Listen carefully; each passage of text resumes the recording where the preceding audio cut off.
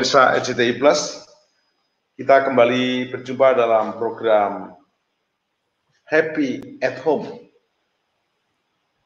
PSBB dari pemerintah masih terus diperpanjang dan kita mulai memasuki new normal, dan kita bersyukur melalui media hari-hari ini dan lewat program RCTI Plus di aplikasi yang kita bisa lihat di smartphone, di gadget kita masing-masing, kita bisa memasuki dan bersama-sama dalam program Happy at Home. Sobat bahagia tetap happy di rumah, bekerja, produktif, inovatif, kreatif, dan juga beribadah dari rumah. Dan telah hadir pada sore ini hambanya jauh-jauh dari Korea Selatan, Moksanim Sakarya Endi dan Elizabeth Widya, yang akan menyampaikan seputar tema di lembah kekelaman tetapi berkemenangan bersama Tuhan. Saya sapa Moksanim atau hambanya Pastor Endi. Salam bahagia. Shalom Pak Tim dan pemirsa semuanya. Salam bahagia. Shalom Salam Pak bahagia, Tim. Pastor Widya. Shalom Pak Tim, salam semuanya yang ada di rumah. Baik, kita akan memulai dengan tema berkemenangan di lembah kekelaman di Korea Selatan. Pemirsa RCTI Plus, hambanya Pak Sakarya ini dan Widya ini live dari Korea Selatan, Daegu. Dan supaya seru, kita akan mulai dengan kedua hambanya ini menaikkan pujian. Supaya suasana Korea, mereka mau menyanyi dengan lagu Korea. Lingkupiku tapi pakai bahasa Korea. Membuktikan Pak Endit ini sudah 20 tahun di Korea. Dan Widya, istrinya, memang sarjana musik oleh anugerah Tuhan. Mereka suami istri sudah diberi karunia seorang putri, Elika, dan mereka berbahagia, mereka menaikkan pujian. Silakan Pak Endit, lagu ini judulnya apa dan dalam bahasa apa? Silakan. Ya, kami akan menaikkan pujian dengan bahasa Korea. Judulnya adalah Lingkupiku atau Still yang berjudul Jubume bahasa Korea.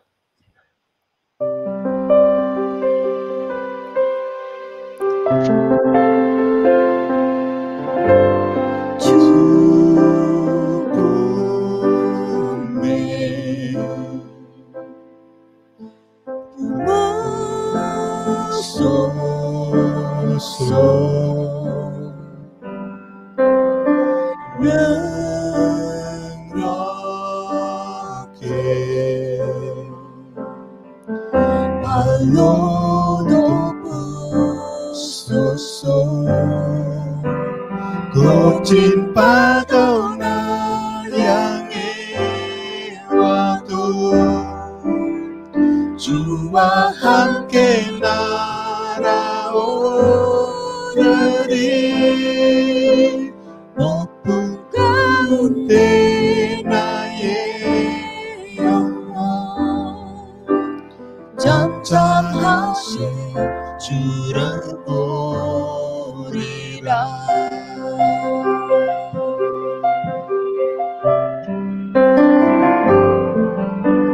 주님 안에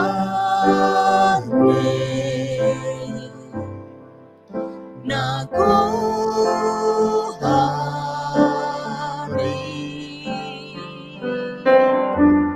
주는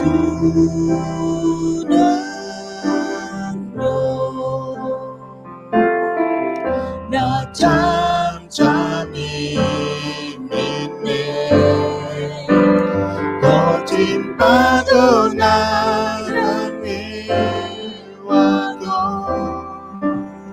주와 함께 날아오르리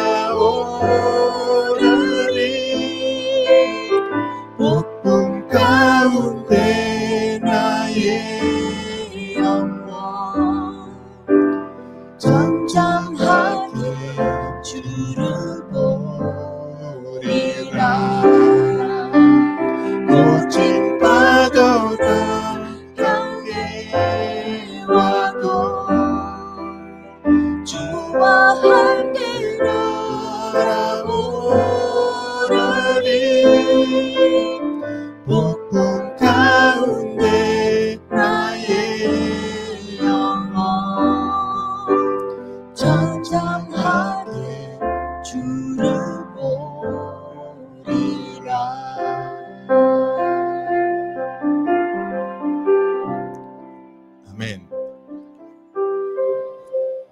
Pastor Andit dan Pastor Widya, bisa kita nyanyikan lagu bahasa Indonesia supaya orang Indonesia di seluruh dunia dan di sini bisa juga mengikutinya. Ya. Lingkupiku dengan sayang,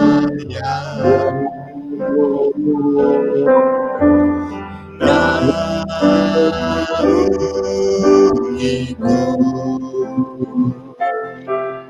dalam kuasamu di saat badai bergelora. Ku akan terbang bersamamu, Bapa Kau Raja atas semesta. Ku tenang sebab Kau Allahku. Di saat badai bergelora, akan terbang bersamamu, Bapa Kau Raja atas semesta. Ku tenang sebab Kau Allahku. Amin, amin, amin. Wow, ku tenang sebab Kau Allahku. Sebelum kita bahas lagu ini, pemirsa RCTI Plus, lagu ini sangat powerful karena di saat badai bergelora, di saat bencana bergelora, kita dilingkupi oleh kasih setia Tuhan. Dan kita akan mencoba membahas tema bagaimana berkemenangan di jalan lembah penuh kekelaman di Korea Selatan. Jadi berjalan dalam lembah kekelaman di Korea Selatan sehingga bisa berespon berkemenangan. Nah, ingat 2 minggu lalu kita telah belajar dari Pastor Benny dan Pastor Lia dari Philadelphia, Amerika. Sekarang kita terbang dari benua Amerika ke benua Korea Selatan. Terima kasih untuk RCTI Plus, sehingga kita bisa melalang buana. Kalau Tuhan izinkan 2 minggu lagi kita akan ke Hong Kong. Ada narasumber dari Hong Kong yang siap untuk juga memberkati. Tetapi kita akan mencoba untuk menyadari hidup ini adalah sebuah ujian iman. Jadi salah satu kesalahan sekolah terbesar adalah ada ijazah. Begitu orang dikasih ijazah, sertifikat, merasa selesai. Padahal kehidupan ini adalah sekolah. Sekolah, sekolah, sekolah. Ujian, ujian, ujian. Dan pandemi corona ini melanda seluruh dunia merupakan ujian. Menyongsong akhirnya akhir zaman. Mari bagaimana kita boleh tetap menang dan berkemenangan walaupun di lembah kekelaman. Pastor Edi dan Pastor Widya boleh memperkenalkan diri dulu biar pepatah ini terjadi, tidak kenal tidak sayang supaya kami sayang sama Anda berdua. Silahkan perkenalkan nama, asal dari mana, sekarang udah berapa tahun di mana. Silakan Pak Endit, Moksanim Endit. Oke, puji Tuhan, nama saya adalah Zakaria Endit. Saya berasal dari Jogja dan tahun 2001 saya dikirim ke Korea Selatan dan sampai detik ini 19 tahun jalan. Dan istri? Nama saya Widya Parwati, saya berasal dari Jogja. Saya sudah jalan 10 tahun di Korea Selatan. Wow. Dan mereka menikah dan punya anak, siapa nama anaknya? Elika. Iya. Umur berapa Pak Endit? Sekarang umur 5 tahun Korea, 6 tahun Korea, 5 tahun Indonesia. Tuh, kenapa begitu? Jelaskan. Kalau di Korea sejak dari kandungan sudah dihitung. Jadi begitu lahir 100 hari dia sudah umur 1 tahun. Begitu. Wow. Kayak di Cina ya. Ya. Ya. Baik. Pak Endi dulu ini. Bagaimana update Korea Selatan pasca pandemi corona, biar teman-teman dari seluruh dunia melihat keadaan Korea. Pandemi corona selesai, bagaimana kondisinya? Silakan Pak Endi. Ya, Korea Selatan memasuki new normal, bahwa kemarin-kemarin terjadi satu lonjakan di ibu kota Korea yang ada di Seoul, karena ada berbagai macam klaster-klaster. Yang terbesar adalah klaster di nightclub yang ada di Itaewon, maka terjangkitlah kembali di sana banyak orang yang terjangkit, sehingga hari-hari ini mereka ada di dalam isolasi kota. Namun di tempat kami yang ada di Daegu, hanya pertambahannya hanya 2-3 orang saja, dan itu pun tidak setiap hari bertambah. Sehingga di Daegu sangat aman, dan new normalnya tingkah lakunya tetap sama, pakai masker, pakai penutup mulut dan hidung, sehingga setiap kita harus punya jarak untuk bisa bertemu dengan orang atau menghindari keramaian. Jadi kondisinya seperti itu di Daegu, Korea Selatan. Jadi kegiatan mall, restoran, kantor, pabrik, tempat ibadah sudah normal? Semua sudah normal, di Daegu semua normal. Sekolah-sekolah sudah mulai normal kembali, anak-anak TK juga sudah mulai sekolah kembali. Semuanya normal, hanya ada jarak dan menghindari keramaian-keramaian yang banyak begitu. Wow, itu sedang kita rindukan di Indonesia juga segera. Profesor Widya, bisa diceritakan sebagai ibu rumah tangga, bagaimana sewaktu sempat ada istilahnya PSBB yang di Korea, ada semi lockdown di sana, apa yang terjadi di sana sebelumnya? Iya, awal-awal ketika diadakan PSBB itu kami sempat berpikir bahwa wow, nanti apa yang akan terjadi pada gereja, kepada anak kami ketika di sekolah dan sebagainya begitu. Tetapi tidak seperti yang saya bayangkan, tidak seperti yang saya pikirkan gitu, bahwa semi lockdown yang terjadi itu semuanya tetap berjalan, hanya pembatasannya itu hanya menggunakan masker. Kemudian mereka semua mulai dengan delivery begitu. Jadi ketika berbelanja di pasar pun kita hanya berbelanja, pesan barang, kemudian dia akan antar ke rumah begitu, tanpa dia bertemu muka dengan kita begitu. Jadi ditaruh di depan pintu, tetapi sebelumnya dia akan SMS ke kita, barangnya akan saya kirim sekarang jam sekian gitu. Jadi jam sekian seperti yang dijanjikan itu sudah tiba di rumah gitu. Itu yang kami alami beberapa waktu awal-awal pertama Daegu mendapatkan lonjakan yang begitu drastis. Baik, Pak Endi, waktu kita membahas tema berjalan dalam lembah kelam ini, Pak Endi tambahi berkemenangan berjalan di lembah kelam. Mengapa Pak Endi ingin membahas berkemenangan di lembah kekelaman ini? Silakan. Ya, yang pertama, ketika kami ada di Korea Selatan ini, ada banyak orang-orang yang dari Indonesia datang ke Korea Selatan, namun mereka banyak yang berjatuhan, tidak berkemenangan. Orang-orang yang tenaga kerja atau orang yang studi di tempat ini atau mixed merit di Korea Selatan ini, kebanyakan secara rohani adalah mereka berjatuhan.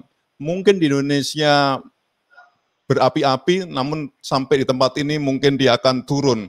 Namun demikian saya berpendapat bahwa bagaimana supaya kita menjadi orang yang percaya sama Tuhan, namun tetap berkemenangan dengan Tuhan, namun hidup kita tetap berkenan di hadapan Tuhan. Sehingga walaupun tidak ada siapa-siapa, walaupun tidak ada keluarga maksud saya, namun bagaimana kita hidup di tengah-tengah, di masa kebebasan-kebebasan yang ada di Korea Selatan ini, punya duit, punya uang, punya segala-galanya, bagaimana supaya tetap berkemenangan sehingga dia maju bersama dengan Tuhan apapun kondisinya.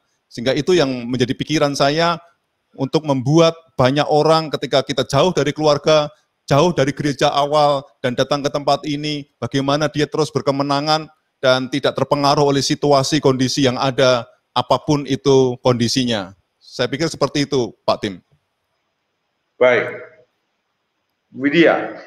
Iya, Pak. Pastor Widya. Lagi enak-enak di Jogja, kuliah, sekolah musik di Jogja, melayani di Jogja, bisa terpanggil ke Korea dan mendampingi Moksanim Endit ini bagaimana ceritanya? Awalnya saya punya kerinduan untuk melanjutkan studi begitu. Ya. Ketika saya kuliah di kampus kami itu ada beberapa dosen yang berasal dari Korea begitu. Ada beberapa dosen yang berasal dari Korea. Kemudian ada mahasiswa yang dari orang Korea yang dia sengaja untuk masuk sekolah di kampus kami begitu. Walaupun itu hanya 1-2 orang di setiap angkatannya. Nah itu yang yang menjadi dorongan buat saya. Apalagi saya melihat bahwa di sini potensi untuk belajar untuk mengembangkan musik itu sebenarnya besar begitu. Jadi awalnya saya berpikir saya pengen sekolah lagi untuk melanjutkan studi saya sebagai sarjana musik. Kemudian hingga satu kali saya diminta untuk pelayanan di sebuah pernikahan. Kemudian saya bertemu dengan hambanya Bapak Endit. Kemudian kami hanya sekedar berteman begitu, tidak lebih tidak jauh dari itu gitu. Tetapi singkat cerita Tuhan berkata lain, saya mendapatkan sesuatu dan itu menjadi satu dorongan buat saya. Apakah ini benar ya Tuhan? Itu sempat ada pertanyaan itu di dalam hati saya gitu, sehingga Tuhan menunjukkan sesuatu kepada saya di suatu ibadah begitu, dan itu selama 1 bulan berturut-turut yang saya sempat sharing dengan kakak rohani, dan semuanya terkonfirmasi begitu. Kemudian terakhir kami mengambil keputusan untuk berdoa dan berpuasa. Ternyata Tuhan apa yang kami dapatkan itu confirm juga dengan apa yang Pak Endit dapatkan gitu. Akhirnya singkat cerita kami menikah dan 3 minggu setelah pernikahan kami saya berangkat ke Korea. Wow. Pastor Endit, ada berapa ribu orang Indonesia kerja di Korea? Dan bagaimana kondisi mereka? Itu yang pertama. Kedua, walaupun ada pandemi corona, hari-hari ini jumlah mereka naik, turun, atau stuck. Terus, kenapa orang Indonesia suka kerja di Korea? Silakan, Pak Endit. Ya, jumlah total orang-orang Indonesia yang ada di Korea sekitar 37.000. Wow. Itu yang resmi terdaftar. Mereka ada yang kuliah, kemudian ada yang mixed married, dan ada juga yang kerja. Kemudian hari-hari ini mereka bekerja biasanya di pabrik-pabrik dan sedikit yang ada di ladang, dan sedikit juga yang ada di perkapalan. Kenapa orang-orang Indonesia menyukai di Korea Selatan untuk bekerja? Yang pertama memang karena gaji. Jadi kalau kita berukuran gaji per hari ini adalah itu 1 bulannya bisa 2 jutaan won atau kalikan 12 sekitar 24 juta rupiah. Dan itu sudah dapat mes, dapat makan, dan mereka sangat menyukai karena memang HAM-nya di tempat ini juga tinggi, dan kebebasan untuk percaya kepada Tuhannya juga bebas di tempat ini, sehingga pemerintahannya juga pemerintahan yang melindungi semua tenaga kerja asing di tempat ini, sehingga mereka nyaman dan banyak juga yang akhirnya berkelanjutan dan perpanjang terus menurut ukurannya sendiri, begitu. Wow. Pastor Widya, ini saya coba menyambungkan dua kisah, nanti baru terakhir menyatu nanti. Kalian wajahnya berdua sudah mirip orang Korea. Jadi dua-duanya sudah mirip orang Korea. Hanya Annyeonghaseyo Hamsamida, itu yang saya bisa. Nah, tetapi Pastor Widya kan punya pengalaman, Pastor Widya latar belakangnya Chinese, sampai sekarang masih Chinese. Pastor Andy Jawa seperti saya, dan tidak diizinkan orang tua, sama sekali nggak boleh menikah. Bagaimana mujizat akhirnya diizinkan menikah, sehingga itu menjadi teladan bagi semua anak-anak muda. Jangan nikah lari, karena nikah lari capek, kawin lari capek, tapi tetap minta mujizat izin orang tua. Silakan. Ya,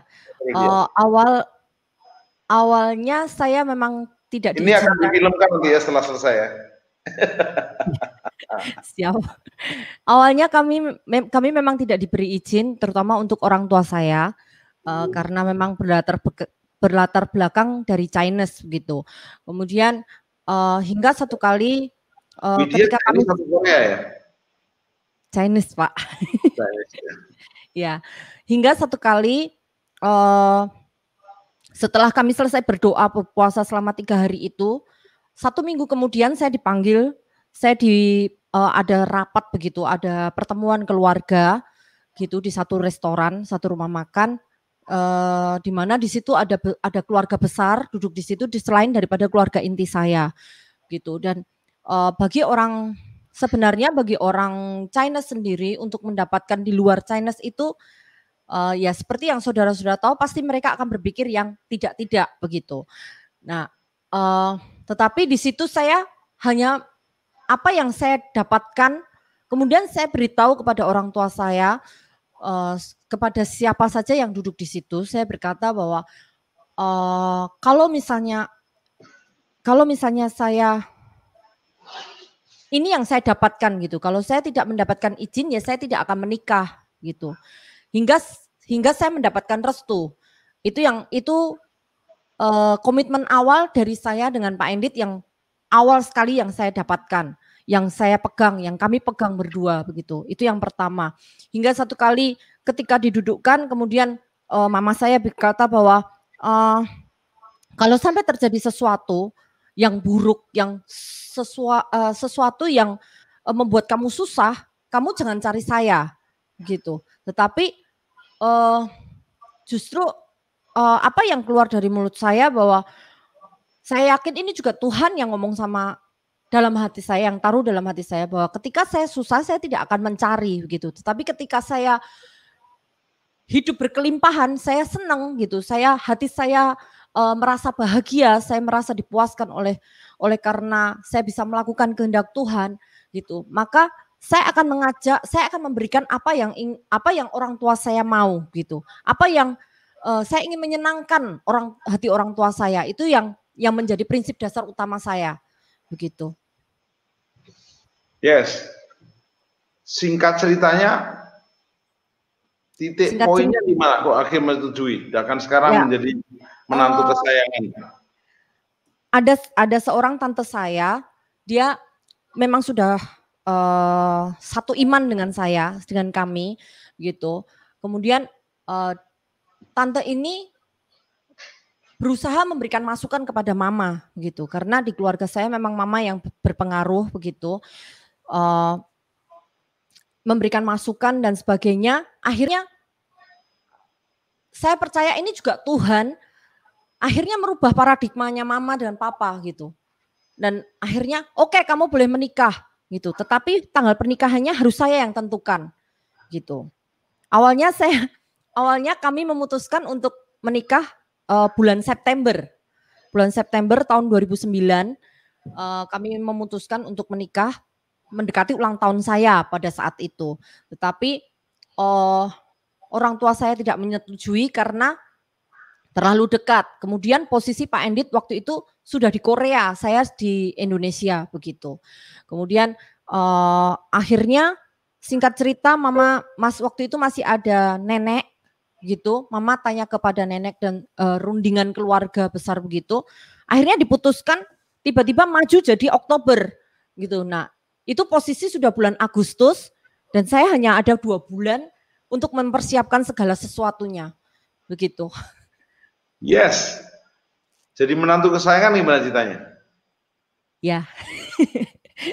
Setiap saya menghubungi keluarga saya ketika masih ada papa saya, itu kemudian yang ditanya selalu mana Endit begitu, mana menantu saya mana begitu. Jadi yang ditanya selalu yang pertama pasti harus mendengar suara menantunya dulu gitu. Sampai detik ini kalau saya telepon ke mama saya juga, mama saya, gimana suamimu, mana suamimu, pasti bertanya seperti itu. Jadi saya merasakan bahwa kasih Tuhan itu benar-benar Tuhan taruh ke mama hingga mama itu bisa memberikan kepada menantunya yang tadinya tidak diperbolehkan.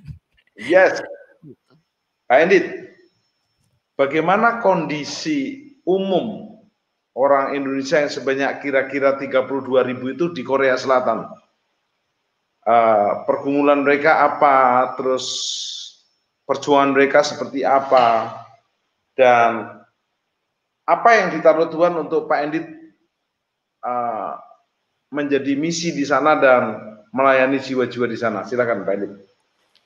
Ya, kebanyakan rata-rata mereka yang ada di Korea ini, mereka yang berada di Indonesianya pada waktu itu kelas menengah ke bawah, kemudian mereka datang ke Korea untuk bekerja, sehingga ketika mereka mendapatkan uang, maka pergumulan mereka adalah bagaimana cara menggunakan uang dengan baik, sehingga dia bisa nantinya kemudian ketika pulang ke Indonesia, mereka bisa membangun sebuah usaha atau membangun sebuah perusahaan sendiri begitu. Nah, itu pergumulan-pergumulan mereka, namun itu pergumulan yang mereka cita-citakan.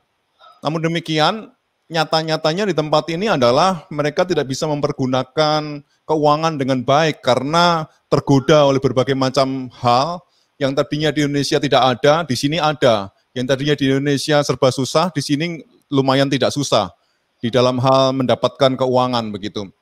Nah, dari situlah saya memikirkan bagaimana supaya mereka, terutama orang-orang Indonesia, karena Tuhan ketika pertama kali saya diutus di tempat ini, apa yang harus saya lakukan untuk mereka semua, untuk membantu mereka, untuk menolong mereka, salah satunya adalah mereka harus diberikan satu kekuatan, motivasi, supaya paradigmanya berubah, supaya hatinya juga berubah, pola pikirnya berubah, sehingga mereka tidak duit sentris, tetapi Tuhan sentris gitu. Sehingga benar-benar ini tidak gampang memang karena ada penolakan-penolakan, ada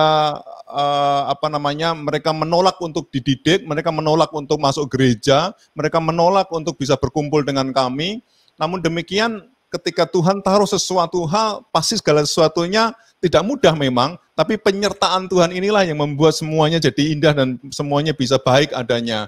Nah, saya teringat ketika Yusuf pada saat itu dia dibuang sama saudara-saudaranya atau dijual sampai ke dia di Mesir, dan di situ di dalam Kejadian pasal 39 jelas dikatakan bahwa Tuhan sayang, Tuhan taruh sayang, Tuhan menaruh perhatian pada Yusuf, Tuhan menyertai Yusuf sehingga semuanya menjadi berhasil. Nah, letak ini yang membuat saya semakin semangat untuk bagaimana melayani Tuhan. Ketika saya berada dalam posisi yang serba tidak ada apa yang saya banggakan di Korea ini, ketika saya menjadi misionaris di tempat ini, maka yang saya banggakannya ada satu, ya Tuhan sendiri. Kalau Tuhan menyertai, pasti semuanya bisa jadi. Sehingga kalau saya berjalan, membantu teman-teman yang di tempat ini, semuanya karena penyertaan Tuhan itu sendiri. Sehingga walaupun ada tantangan, walaupun saya ditolak, walaupun saya pernah diajak berkelahi sekalipun, namun Tuhan tetap sertai, Tuhan tolong, Tuhan bela. Sehingga yang terjadi adalah sekarang dibalikkan sama Tuhan dan kemuliaan Tuhan semakin hari semakin besar, semakin nyata dalam kehidupan saya dan keluarga dan terutama gereja yang Tuhan berikan atas kita di tempat ini.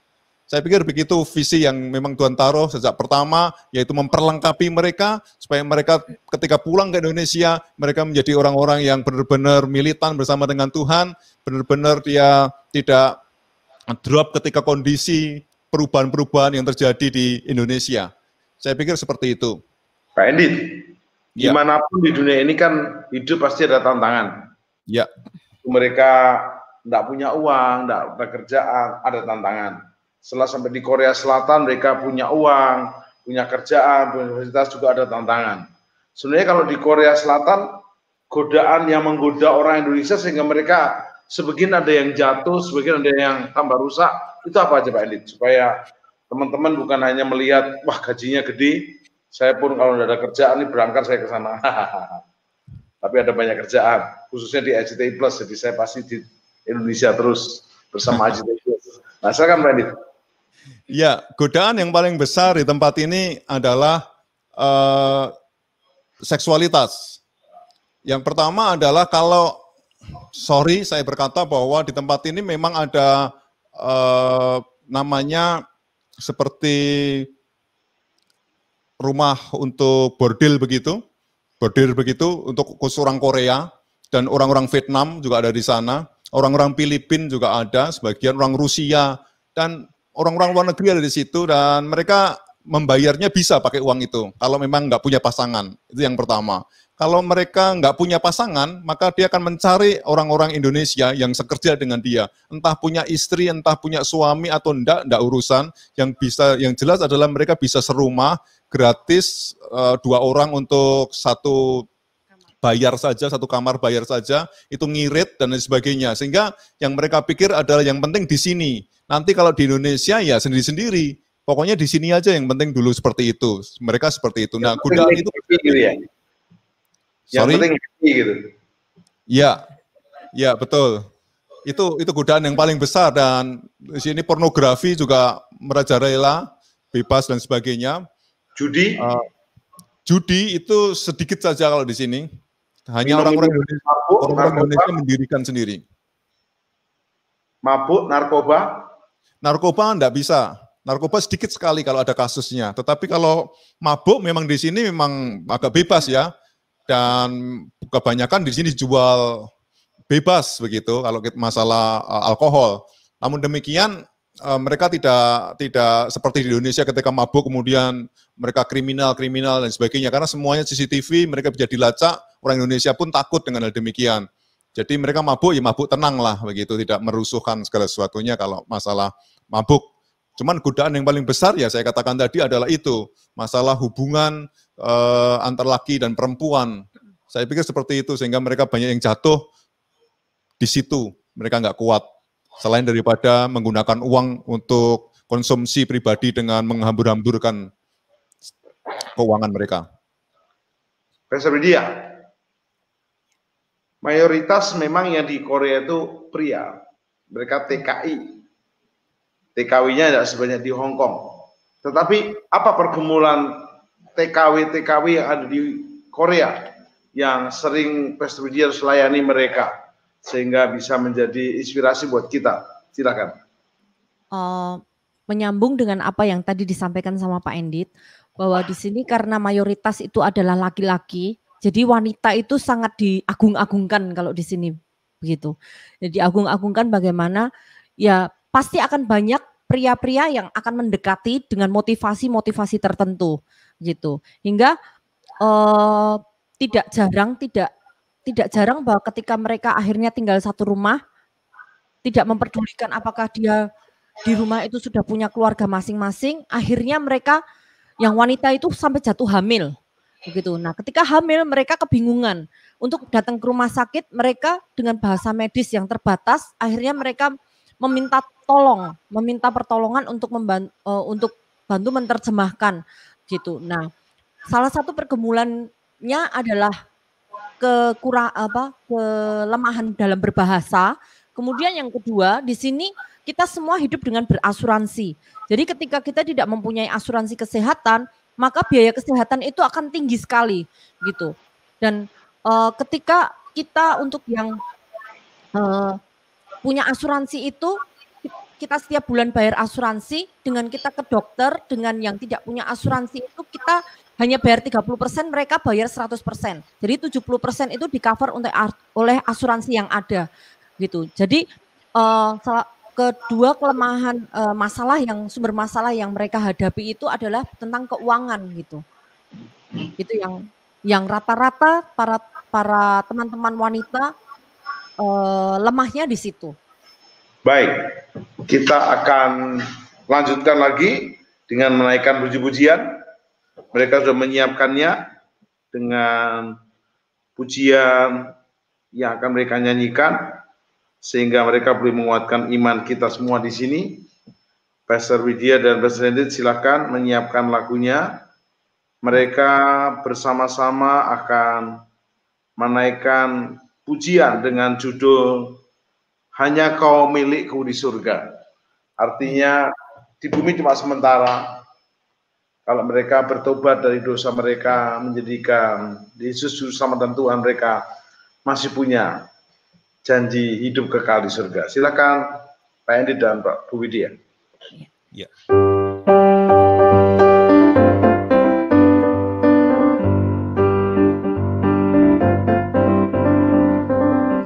Hanya Kau milikku di surga, tiada yang ku ingini di bumi, hanya Kau. Tak ku andalkan kekuatanku, namun yang pasti Kau tetap selamanya Allah sumber kuatku, Allah sumber kuatku, Allah sumber kuatku dan pakaianku selamanya, selamanya.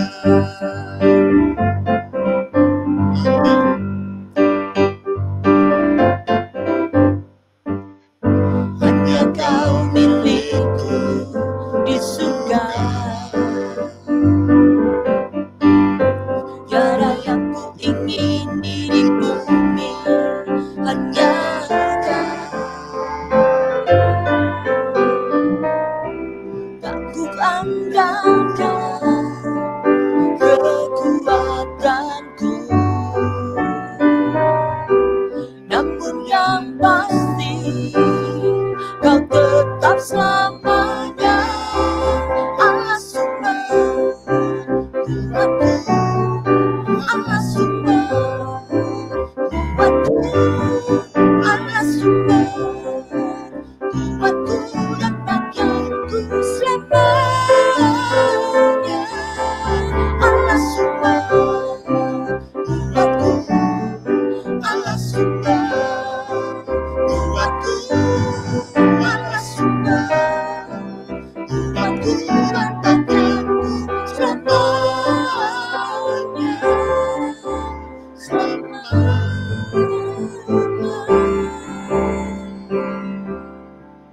Selamanya. Wow, Haleluya. Allah sumber kuatku selamanya.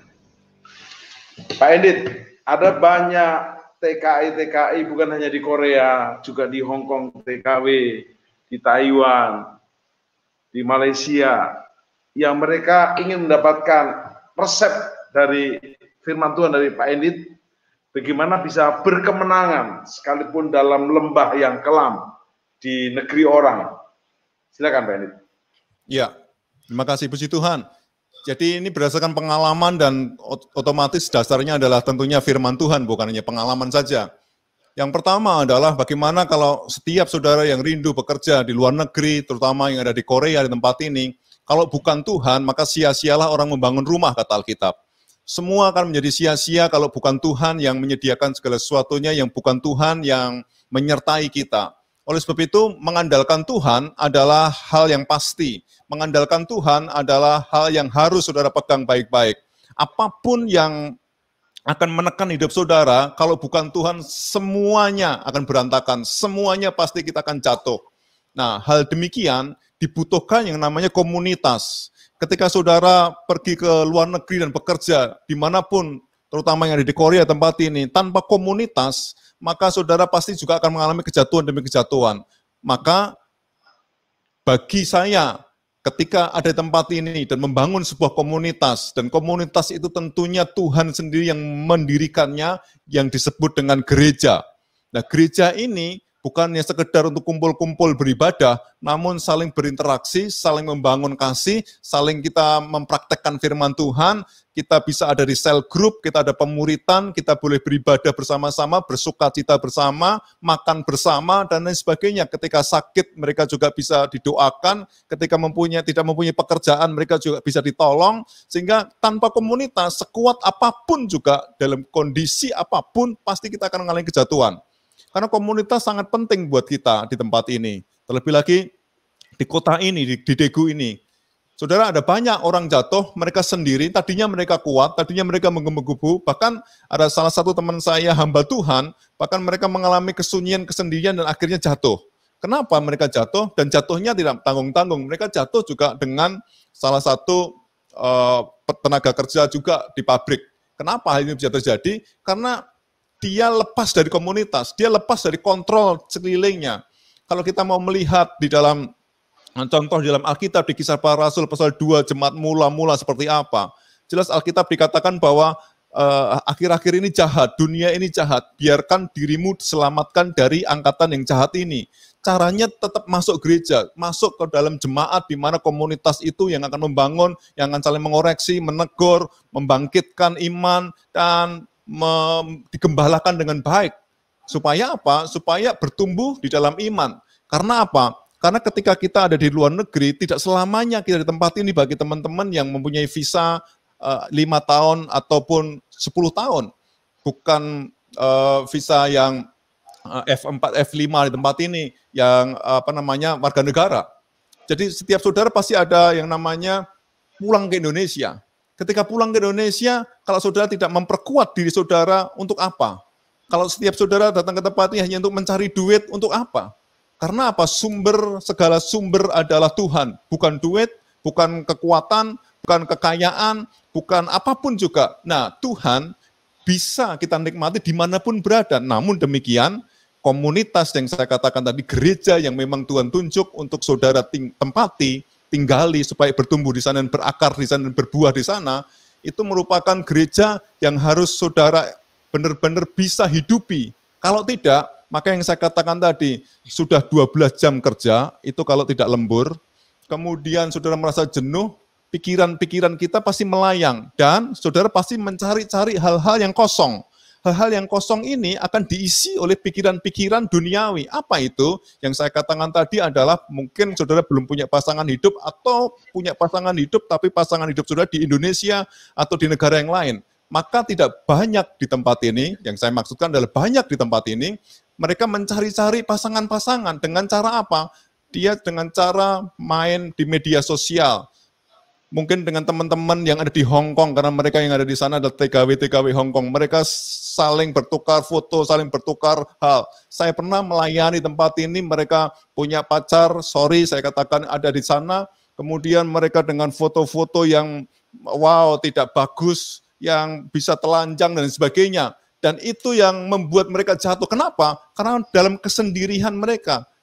Toh ketika mereka jatuh, mereka baru konseling dengan kami, akhirnya kami bisa membuat mereka bisa bertobat, bisa melepaskan dia, dan saya katakan buat dia bahwa engkau harus masuk di dalam komunitas ini, bertobat sungguh-sungguh. Akhirnya ada penggembalaan, ketika ada penggembalaan yang terjadi adalah pertumbuhan. Nah, pertumbuhan ini, orang-orang sekarang, mereka yang sudah bertumbuh di tempat ini, mereka telepon dengan teman-teman di Indonesia, keluarga di Indonesia, dan pada kebanyakan keluarga mereka berkata begini, saya bangga, kamu berubah total, perkataanmu sudah berubah, cara pandangmu berubah, bahkan engkau mengasihi keluarga juga berubah. Mereka bersaksi seperti itu, dan ini menjadi kebanggaan sebagai hamba Tuhan yang melayani mereka semua. Tempat ini adalah anak-anak tempat ini bisa mengkamiri keluarganya masing-masing di Indonesia dan menjadi contoh buat teman-teman di pabrik supaya mereka tidak jatuh dan tidak gampang, tetap ada di dalam perlindungan Tuhan, yaitu tetap berinteraksi, berkomunitas, ikut cell group, dan masuk di gereja yang memang Tuhan tentukan bertumbuh, berakar, berbuah di situ. Seperti itu Pak Tim. Terima kasih. Pastor Widya,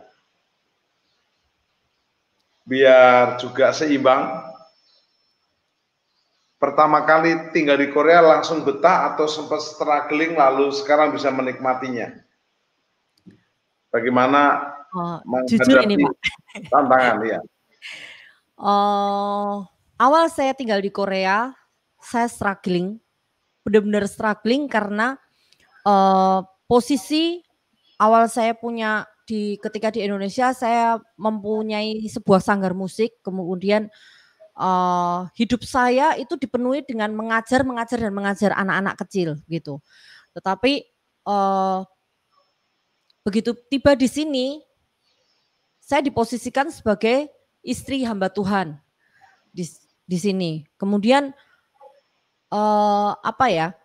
tidak ada teman untuk diajak bercerita begitu, karena semuanya laki-laki dan saya sempat canggung ketika saya bergaul dengan laki-laki begitu. Kemudian saya berpikir waktu saya datang ke sini, saya mempunyai tiket return begitu. Jadi saya punya tiket untuk pulang ke Indonesia waktu itu. Kemudian hingga satu kali seiring dengan berjalannya waktu, saya kira-kira 4 bulan saya tinggal di sini, terjadi satu masalah begitu. Satu masalah yang akhirnya masalah itu berbuntut. Orang yang mempunyai masalah itu sampai mengatakan keluar perkataan seperti ini. Ibu tidak pantas tinggal di Korea. Ini Korea Bu, bukan Indonesia. Jadi kalau Ibu mau membuat aturan-aturan yang sebagaimana ketika di Indonesia ada kemudian dibawa ke sini, mending Ibu pulang aja ke Indonesia. Gitu. Nah, itu membuat saya yang notabene saya merasa bahwa saya ini terpelajar gitu. Saya terpelajar, saya mempunyai pendidikan karakter begini dan begini begitu. Tetapi ketika diperhadapkan seperti itu, hati saya seakan hancur gitu. Semuanya tuh kayak bumi ini runtuh gitu. Kemudian saya ngomong sama suami saya ngomong sama Pak Endit, saya bilang saya pengen pulang ke Indonesia gitu. Jadi akhirnya tiket saya open 1 tahun itu akhirnya saya pergunakan untuk cuti pulang ke Indonesia yang di mana pada waktu itu untuk pulang ke Indonesia kita harus lapor ke imigrasi untuk mendapatkan re-entry permit. Berbeda dengan sekarang ketika visa di atas 90 hari kita bisa pulang pergi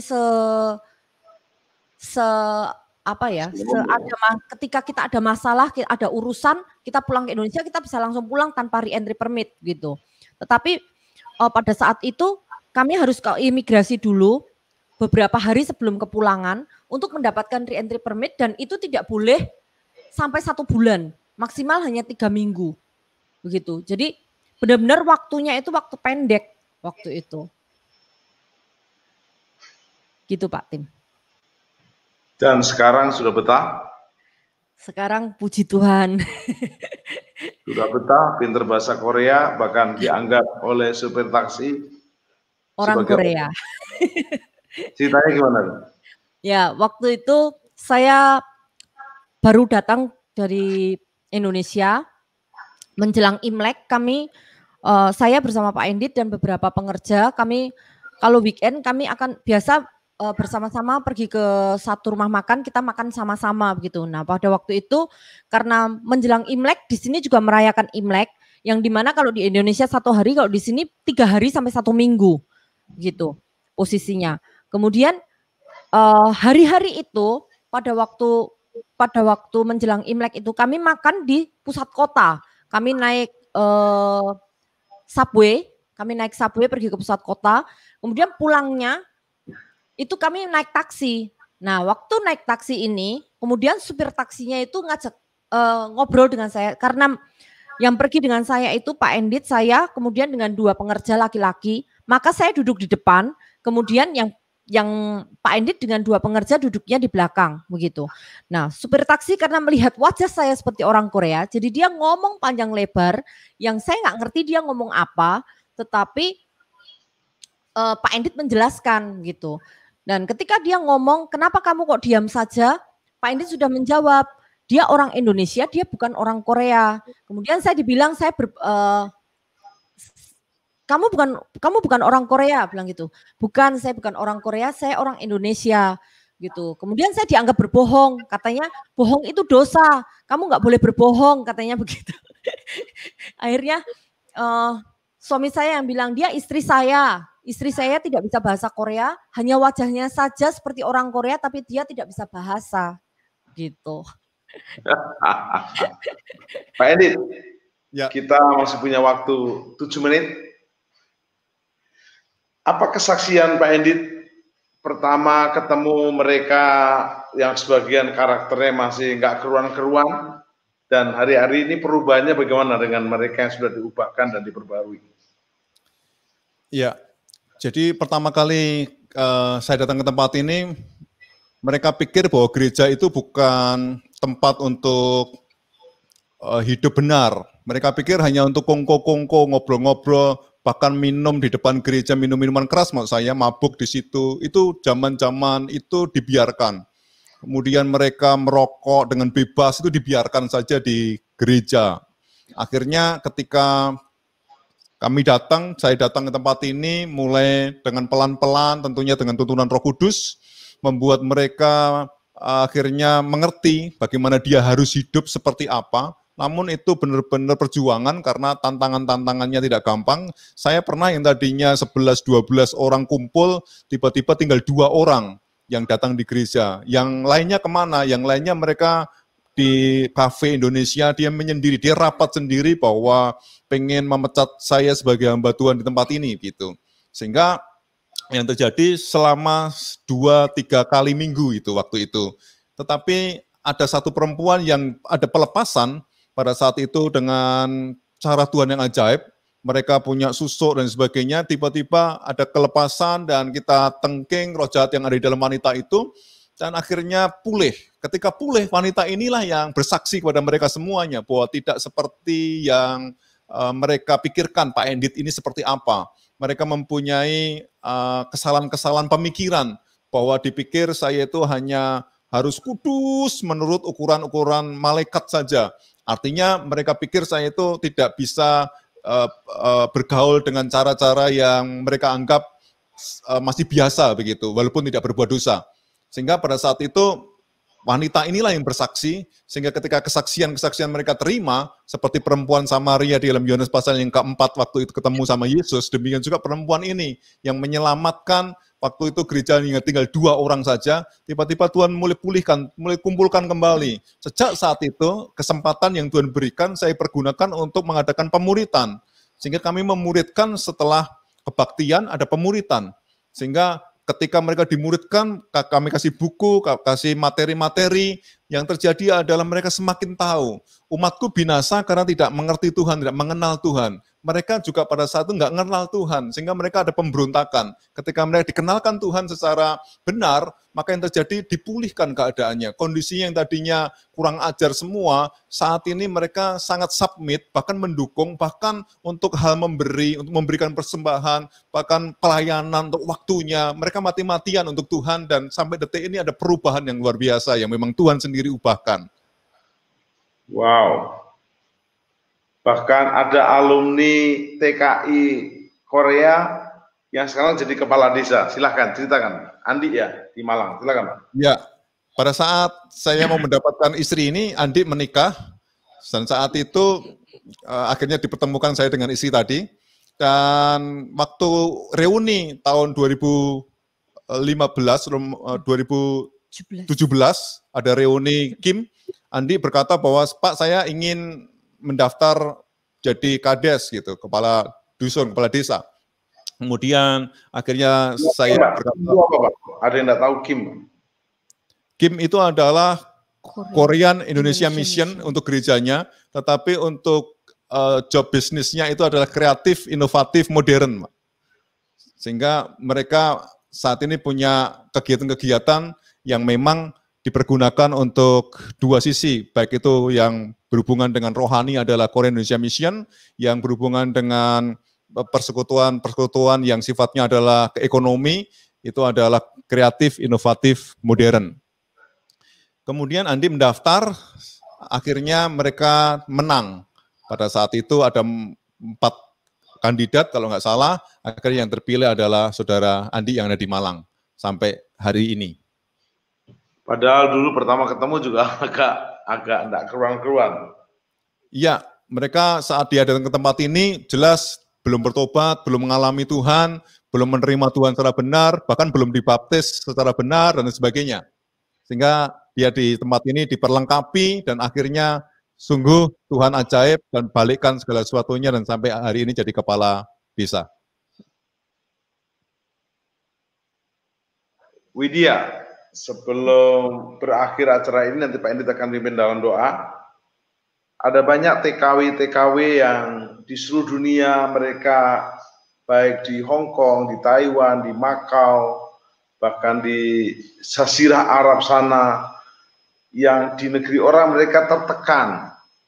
Bagaimana sebagai wanita mereka bisa kuat, teguh, dan berkemenangan dari pengalaman dan juga firman dibacakan oleh dia. Silakan. Ya, dari pengalaman saya pribadi bahwa ketika kita menemukan satu komunitas yang benar, maka kita bisa merasakan bahwa komunitas itu menjadi satu keluarga buat kita. Keluarga untuk bisa mendukung kita dalam melakukan segala sesuatu, kemudian bisa mengingatkan kita sebagai warning buat kita untuk ketika kita melakukan kesalahan gitu. Dan komunitas ini yang dimaksud juga seperti yang tadi Pak Endit bilang bahwa komunitas yang benar gitu, bukan komunitas yang salah yang di luar dari apa yang seharusnya begitu. Kemudian saya sendiri saya mulai mencari mulai membangun hubungan saya pribadi dengan Tuhan lebih lagi gitu. Saya mulai kadang saya mulai karena saya seorang pemusik jadi saya mulai memainkan piano saya, mengingat kebaikan Tuhan yang sudah saya lalui, yang sedang saya lalui, dan saya yakin juga Tuhan sudah sediakan kebaikan-kebaikan yang lain yang akan saya lewati juga begitu. Nah, hingga terciptalah lagu-lagu begitu, melodi yang indah hingga akhirnya saya rangkai menjadi lagu. Itu yang pengalaman pribadi saya, tetapi pada dasarnya ketika teman-teman berada di luar negeri, carilah komunitas yang benar. Komunitas yang benar seperti apa? Komunitas yang bisa yang bisa membuat saudara itu, membuat kita itu menjadi bangkit dan membuat hubungan kita dengan Tuhan itu aman begitu. Membuat hubungan kita dengan Tuhan dalam arti baik, bahkan lebih baik dari sebelumnya. Itu yang saya dapatkan Pak Tim. Baik, sebelum kita di penghujung acara ini, Pastor Endit akan memberikan closing statement dan doa penutup. Saya mau ingatkan kepada pemirsa RCTI Plus di seluruh dunia, lewat aplikasi saudara, sudah bisa mengikuti program Happy at Home. Berbahagia dari rumah, berdoa dari rumah, bekerja dari rumah, produktif dari rumah, dan juga beribadah dari rumah, setiap Jumat sore pukul 16.00 sampai 17.00. Kita terus akan belajar. Nanti lewat medsos saya akan broadcast tema, narasumber, dan pokok-pokok yang kita akan bahas. Yang pasti kita sedang menjelajah bumi. 2 minggu lalu dari Amerika, 2 minggu ini kita ke Korea, minggu depan kita akan ke Hong Kong. Namun diselang-selingi pembicara di Indonesia supaya kita bisa variatif. Pak Endit, berikan closing statement, lalu doa tantangan sehingga kami, pemirsa Happy at Home di RCTI Plus ini boleh memiliki spirit dan juga kenyataan berkemenangan di dalam lembah kekelaman di Korea Selatan kah, di Amerika kah, di Hong Kong kah, dimanapun. Sehingga walaupun dalam lembah kekelaman, tetapi ujungnya menjadi orang yang berkemenangan. Silakan hambanya. Ya, saya akan bacakan dengan satu kalimat bagus banget yang ini menjadi moto buat kami di tempat ini. Pakai bahasa Korea, ingaike cueke mokpionen isi biroun salme yolserel mananen gosipnida. Artinya adalah goal tertinggi dari manusia itu ketika dia menemukan kunci kehidupan yang misteri, yang tersembunyi. Kalau kita ini menemukan kunci yang sembunyi tadi, kemudian menemukannya, bisa membuka pintu kehidupan, maka yang terjadi adalah saudara pasti akan hidup dengan pasti, saudara hidup dengan sungguh-sungguh. Kunci rahasia itu hanya ada di dalam nama Yesus. Karena tanpa kunci di dalam nama Yesus, maka pintu yang rahasia tadi tetap tertutup selama-lamanya. Ketika sudah menemukan kunci rahasia tadi, maka hidup saudara selalu akan menjadi tempat di mana engkau juga menjadi terang dan garam buat sekeliling saudara ketika saudara terus bersama-sama dengan Tuhan Yesus. Jadi saudara-saudara, sebelum kita mau berdoa, saya rindu untuk setiap saudara yang menyaksikan acara ini, biarlah saudara ambil bagian, ambil waktu, dan saudara ambil komitmen supaya saudara dalam kondisi situasi apapun juga saudara harus memandang terus Tuhan. Di mana ketika Tuhan engkau pandang, maka Dia akan memberikan petunjuk dan terang dan jalan yang ajaib. Bersama Dia pasti ada kemenangan yang luar biasa. Bahkan Alkitab berkata, engkau lebih dari pemenang. Amin. Haleluya. Mari kita berdoa. Kami bersyukur Tuhan Yesus untuk setiap kami tempat ini yang menonton acara ini. Biarkan mereka ketika dia memilih hidup, Tuhan bantu, Tuhan tolong. Sehingga pilihan-pilihan hidup mereka menjadi pilihan yang tepat, yang mempunyai kunci kehidupan, di mana rahasia yang memang Tuhan taruh dalam kehidupan dia, sehingga semakin hari semakin bertumbuh dan memilih Tuhan dalam kehidupan mereka, tidak memilih hal-hal yang duniawi. Kami percaya setiap kami yang menyaksikan acara ini, Tuhan berkati, Tuhan memberikan kemenangan, Tuhan memberikan kehidupan, sehingga kunci kehidupan semakin hari, semakin dia pakai untuk membuka, sehingga apa yang dia buka, tidak ada satupun yang sanggup menutupnya ketika engkau memberkati orang-orang tersebut. Kami bersyukur untuk hari ini ya Tuhan, engkau memberkati kami semuanya, biarlah Roh Kudus menyertai kami sampai kesudahan zaman. Di dalam nama Yesus kami sudah berdoa. Haleluya. Amin. Yes. Terima kasih untuk Pastor Endit Muksaning dan juga Pastor Widya atas pelayanannya yang sangat menjadi berkat, memberikan inspirasi. Terima kasih untuk Mas Bayu, Mas Agung, Pak Helmi, dan tim ECTI Plus. Kembali sebelum saya tutup program ini, kita kembali akan berjumpa kembali dalam program Happy at Home. Berbahagia dari rumah, berbahagia di rumah. Setiap Jumat sore pukul 16.00 sampai 17.00 WIB. Dan tidak lupa VOD-nya ada juga di ECTI Plus untuk bisa disaksikan kapan saja. Bapak Ibu Saudara, ingat, happy, bahagia, itu bukan bak durian jatuh dari langit, tapi itu pilihan dan usaha kita. Yes. Pastikan Anda tetap happy bukan hanya di bumi, tapi juga di akhirat kekal di surga. Dengan apa? Memberikan pilihan. Saya mau happy. Kalau kau berdosa, bertobat dari dosamu. Kalau kau terhilang, kembali ke jalanmu yang benar. Kalau kau selingkuh, kembali ke pasanganmu yang sah dan resmi. Kalau kau dalam keadaan tidak jujur, kembali bertobat dan jujur. Kembali ke jalan yang benar. Pilihlah untuk happy dan juga usahakan untuk happy. Happy dengan keluargamu, happy dengan pasanganmu, happy dengan komunitasmu, akhirnya dengan bangsa kita. Kita terus berdoa agar Pak Presiden Insinyur Joko Widodo, Pak Ma'ruf Amin, dan juga jajaran menteri diberi hikmat untuk memerintah, juga memberkati MNC Group, baik jajaran komisaris, jajaran direksi, manajer, semuanya. Terlebih juga ECTI Plus diberi kemuliaan Tuhan. Berkat dari Bapa di surga dalam Tuhan Yesus Kristus dan Roh Kudus menyertai mulai hari ini. Sampai Yesus datang di awan permai, di awan hidup kami, bahkan sampai selama-lamanya. Dalam nama Yesus. Amin. Amin. Terima kasih Pak Dit, Bu Widya. Terima kasih Pak Terima kasih Tim. Mas Agung, Mas Bayu, Pak Helmi.